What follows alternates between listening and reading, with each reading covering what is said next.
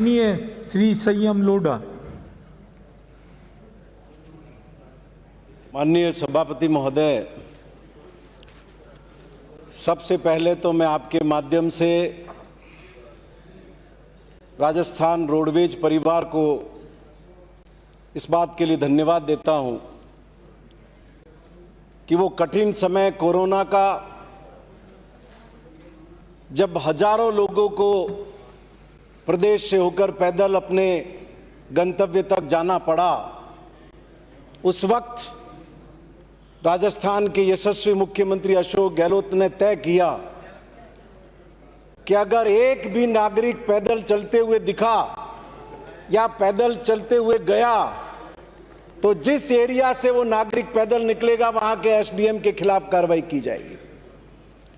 और उन्होंने बाकायदा जिला कलेक्टर और संबंधित एसडीओ की ड्यूटी लगाई कि जो प्रवासी पैदल चल करके गुजरात सीमा से आ रहे हैं, दूसरे प्रदेशों की सीमा से आ रहे हैं, संबंधित जिले की रोडवेज की बसें वहां पर लगाई जाएगी और बसें दूसरे जिले के बॉर्डर तक उनको छोड़ेगी और वहां से लेकर के वो आगे वापस बसें उनको लेकर के जाएगी। इतना ही नहीं माननीय सभापति महोदय, अनेक दूसरे राज्यों के प्रवासी यहां पर थे, उन सबको उनके गंतव्य तक पहुंचाने के लिए बसें यूपी तक लगाई गई, मध्य प्रदेश तक लगाई गई, छत्तीसगढ़ तक लगाई गई, बिहार तक लगाई गई।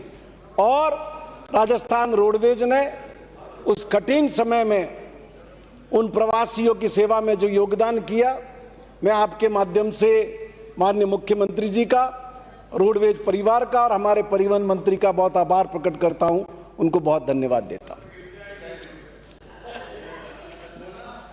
माननीय सभापति महोदय, इस बिल को लेकर के मैं बहुत चकित हूं। एक पेनल्टी का पैसा बढ़ाने के लिए राजस्थान के सर्वोच्च सदन का समय लिया गया और आगे भी इस तरह की गतिविधि के लिए लिया जाता रहेगा, ऐसा इससे प्रकट होता है। मैं आपके माध्यम से विनती करूंगा कि आप एक बार में इस राजस्थान की विधानसभा से अधिकृत हो जाएं कि इस तरह के तमाम छोटे निर्णयों के लिए हम राजस्थान रोडवेज के बोर्ड को ऑथराइज करते हैं, जिससे बार बार इस तरह के कोई छोटे निर्णय करने हो तो उसमें इस सर्वोच्च सदन में राजस्थान रोडवेज को माननीय सभापति महोदय नहीं आना पड़े। अब ये पैसा पेनल्टी बढ़ाने का निर्णय भी इनको क्यों लेना पड़ा, उसका भी कोई ठोस कारण नहीं दिखता है। मैं आपके माध्यम से माननीय सभापति महोदय निवेदन करूंगा कि जब से प्रताप सिंह जी ने परिवहन महकमा संभाला और ये रोडवेज संभाला, इनके वाहनों के जो निरीक्षण होते हैं उसकी संख्या में बढ़ोतरी हुई,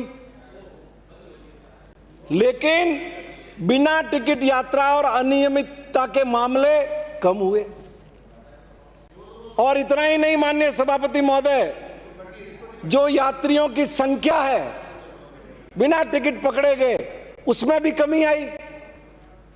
किराए का जो आपने बिना टिकट यात्रियों से पैसा वसूल किया उसमें भी कमी आई। अधिभार के रूप में जो आपने पैसा वसूल किया उसमें भी कमी आई और वसूल की गई कुल राशि में भी कमी आई। फिर ऐसा क्या कारण हुआ कि आपको यह निर्णय करना पड़ा कि हम 2000 रुपये करेंगे या इतने गुना पेनल्टी करेंगे? प्रताप सिंह खाचरियावास एक राजस्थान का ख्यात नाम है। आप रोडवेज की बस के आगे इनका फोटो ही चिपका देते कि प्रताप सिंह खाचरियावास का फोटो लगा हुआ है, यात्री समझ जाता कि ये प्रताप सिंह खाचरियावास की बस है, इसमें बिना टिकट कैसे बैठे? मैं समझता हूं इसमें पूरे सदन की एक राय होगी। तो रोडवेज को ये इतना प्रपंच करने की जरूरत कहां थी? आप तो खाली बस के बाहर फोटो चिपका देते, इतना ही काफी होता।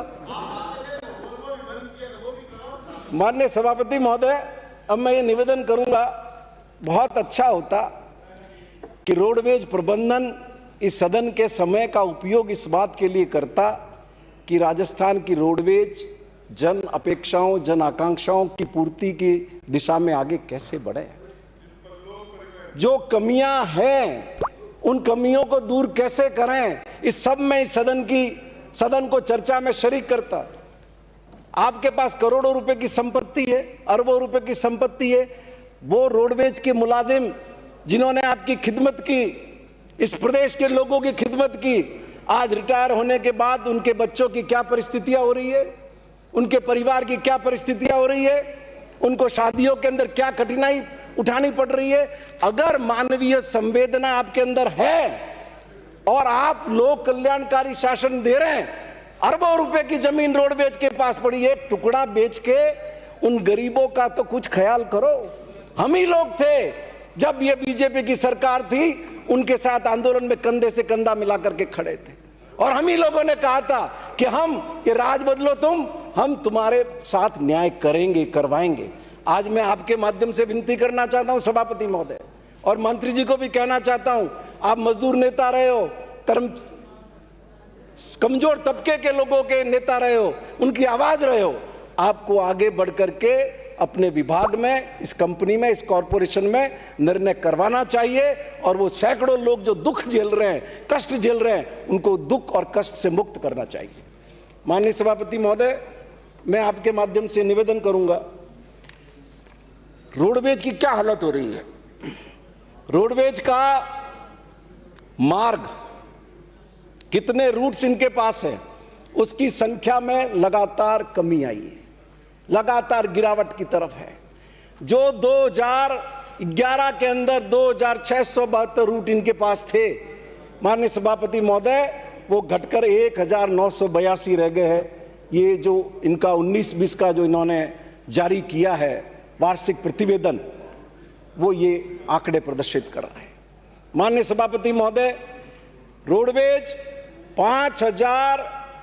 6,66 लाख किलोमीटर 2011 में चलती थी, आज घटकर के कितने पे आ गई है, 5,219 लाख किलोमीटर। सभापति महोदय, इतना ही नहीं, जो निगम के वाहनों की संख्या है खुद की, जो 2017 में 4,528 थी, वो घटकर 3,751 रह गई।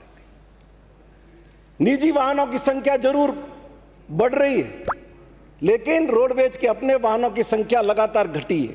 इनका लॉस लगातार बढ़ रहा है, इनका जो डीजल औसत है वो लगातार घट रहा है, इनकी जो प्रोडक्टिविटी है व्हीकल्स की, जो 405 किलोमीटर प्रतिदिन थी, वो घटकर के 389 पर आ गई है। माननीय अध्यक्ष महोदय, और इनका जो बेड़े की यूटिलिटी थी, एक जमाने के अंदर जो राष्ट्रीय औसत था उससे भी बेहतर राजस्थान था, आज वो घटकर के 74 पर आ गई है, बहुत पीछे की तरफ। और बल्कि अगर लेटेस्ट आंकड़े मंत्री जी बताएंगे तो वो तो मेरे ख्याल से 69% पर ही आ गए। इसी तरीके से माननीय सभापति महोदय, प्रति किलोमीटर इनका खर्चा जो पहले 2356 पैसे कभी हुआ करता था, वो आज बढ़कर के 4246 रुपए हो गया। कर्मचारियों की संख्या 2011 में 21,053 थी, 2013 में 21,384 थी, वो घटकर 14,000 पर आ गई। इसी तरीके से प्रति एम्प्लॉय, प्रति व्हीकल कर्मचारी अनुपात जो किसी जमाने में 4.64 था, माननीय सभापति महोदय, वो घटकर 2.99 रह गया।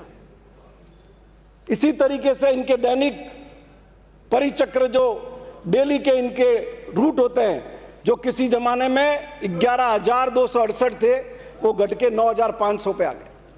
इसी तरीके से यात्रियों की संख्या जो 10 लाख के आसपास थी, वो घटकर 8.5 लाख के पास आ गई। तो ये सारे जो इनके मेरे दिए हुए आंकड़े नहीं है सभापति महोदय, ये रोडवेज ने खुद जारी किए। तो चहुं और चारों दिशा में हर दृष्टि से ये उतार पर है। ऐसे वक्त में राजस्थान के बहुत योग्य मंत्री बैठे हुए हैं, कैबिनेट के बहुत वरिष्ठ सदस्य हैं, और सबसे खास नगरीय विकास के अंदर जो सुधार के प्रणेता है शांति धारीवाल साहब यहाँ बैठे हुए हैं, जिन्होंने नगरीय विकास का कायाकल्प किया राजस्थान के अंदर।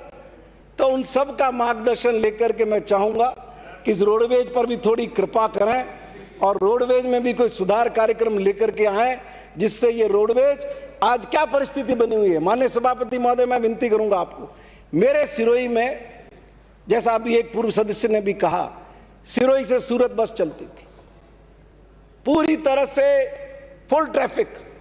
अब वो बस कंडेम हो गई, और बस कंडेम हो गई, बदले में कोई बस नहीं दी, वो बंद हो गई। तो जब आपकी प्रॉफिट के रूट है, आप साधन नहीं दे पाने के कारण उनको ही आप चला नहीं पा रहे हो। मैं सिरोही डिपो का मेरा आपको रिक्वेस्ट करूं, 2018 में सिरोही डिपो 22,900 किलोमीटर गाड़ी चलाता था।